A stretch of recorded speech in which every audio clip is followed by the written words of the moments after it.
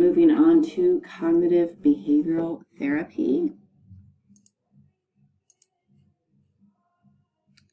So cognitive behavioral therapy refers to a family of therapeutic approaches that focus on underlying cognitions and behaviors. The premise of CBT, cognitive behavioral therapy, is that thoughts, behaviors, and emotions interact and contribute to psychopathology. CBT is present focused, so whereas psychoanalysis was focused on what happened, in your childhood or years ago, CBT is present focused. It is based on behaviorally operationalized goals. So what is it you want to gain from your behavior? And often involves between session homework assignments. CBT is relatively brief, 12 to 16 weekly sessions over a few months. Closely tailored to treatment of the psychopathology and has been shown to be highly effective. So CBT would be used like if you have a fear of spiders. I believe we discussed this in class where like the first step would be to maybe look at a picture of spiders, and then the second step would be to, get in the same room with a spider. Third step would be able to look at a couple spiders. Fourth step might be able to be near a spider in a jar. Fifth step might be able to sleep with a spider beside your bed, until the last step might be you being okay, having a spider crawling over you. Now that is an extreme case. So the behavior you might be just trying to get to is that you don't panic and freak out and lose your mind and run out of the room screaming and crying, and or you can leave your house. You're no longer that afraid of spiders that you can't leave your house. So the goal is to get you to where your behavior is adaptive, again, healthy, versus maladaptive or unhealthy.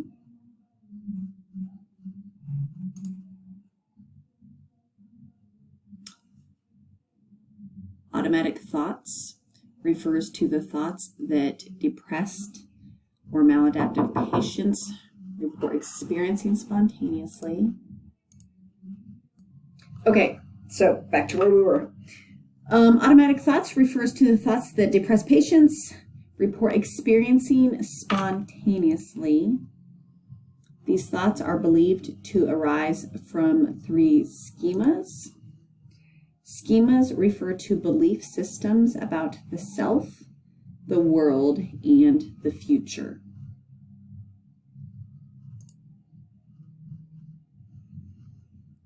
Cognitive restructuring, remember cognitive is how we learn what we know. Cognitive restructuring involves helping patients identify maladaptive or unhealthy appraisals or thoughts, those that were unhelpful or contributed to a mental health problem, and to substitute those unhealthy thoughts with more adaptive or healthier appraisals. Exposure therapy, like what I was just talking about with the spider. Exposure therapy involves having a patient confront a problematic situation instead of avoiding it, reducing the fear associated with the situation through extinction learning, which is basically the more you're exposed to something and you realize it's not actually going to harm or hurt you, the fear lessens. Extinction learning, a neurobiological and cognitive process by which the patient unlearns the irrational fear. In the picture, the elevator represents phobia that can be treated with exposure therapy. The patient builds confidence and control by taking frequent short trips in an elevator and slowly building toward longer trips. Advantages of CBT. CBT interventions tend to be relatively brief, again, 3 to 4 months, making them cost-effective for the average consumer. CBT is an intuitive treatment.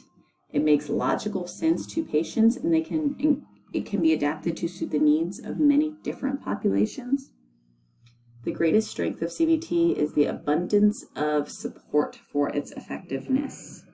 Let's Studies have consistently found CBT to be equally or more effective than other forms of treatment, including medication and other therapies.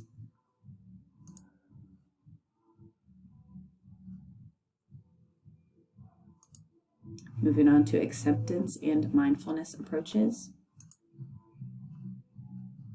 Mindfulness is a process that reflects a non-judgmental but attentive mental state. In a mindful state, one is very aware of their bodily sensations, thoughts, and the outside environment. This awareness is accompanied by non-judgmental acceptance of the environment and themselves. Techniques used in mindfulness-based therapy include mindfulness-based stress reduction, which uses meditation, yoga, and attention to physical experiences to reduce stress, and mindfulness-based cognitive therapy, which focuses on thoughts and their associated emotions. Treatments have been used to address a wide range of illnesses, including depression, anxiety, chronic pain, coronary artery disease. A lot of coronary artery disease is, of course, caused by stress. And fibromyalgia. Fibromyalgia is another disease that is worsened by stress.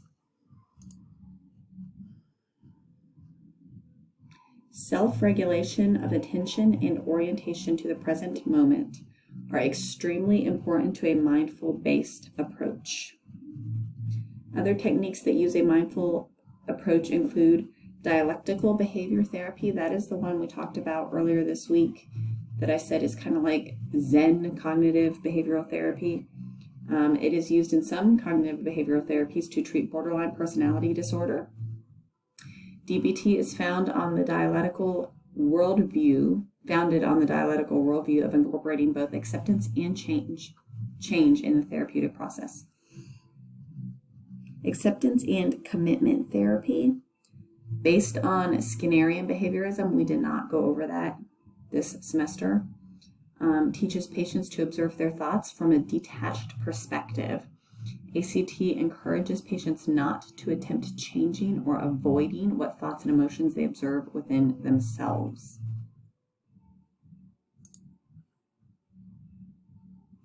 Advantages to acceptance and mindful-based approaches. Mindfulness-based therapy has a high acceptability and accessibility to patients. Because yoga and meditation are common to popular culture, mindfulness-based psychological techniques are already generally familiar. Disadvantage. The sole disadvantage of acceptance and mindfulness-based approaches is the lack of a consensus of their efficacy. So, do they really work? Growing evidence supports their effectiveness for treating mood and anxiety disorders. Lastly, we're going to go over other therapeutic techniques. Advancements in research and technology in recent years have allowed psychologists to develop new treatment strategies. Often these approaches focus on enhancing existing treatments, such as cognitive behavioral therapies. For example, internet and mobile delivered therapies, that is counseling or therapy delivered over the phone. Cognitive bias modification, exercises aimed at changing patients' problematic thought processes. Cognitive bias modification might use a computer game to train alcoholics or abusers to avoid stimuli related to alcohol, or to train socially anxious patients to interpret social stimuli positively. So it's using a game outside the counseling session. CBT enhancing pharmaceutical agents are drugs used to improve the effects of therapy. Certain drugs influence biological processes and learning can enhance the efficacy of some psychotherapies. Medications. Psychiatric medications are frequently used as a treatment for mental disorders, including schizophrenia, bipolar depression, and anxiety disorders. Drugs are commonly used because they can be prescribed by general practitioners, whereas only trained professionals are qualified to deliver psychotherapy. Lastly, it is common for clinicians to identify their approach as either integrative or eclectic, meaning they incorporate several techniques into therapy. Remember, just because one thing works for one person does not mean that that same thing is going to work for everybody. When we have an eclectic approach, it means that we are willing and able to incorporate more than just one approach with all of our patients. So we fully understand and realize what worked for patient A will not work for patient B, or may not work for patient B.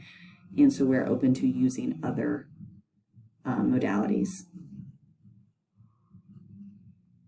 Drugs and CBT therapists tend to be almost equally effective. Choosing the best intervention depends on a variety of factors such as treatment availability and comorbidity, whether they have other dysfunctions or diseases or disorders simultaneously.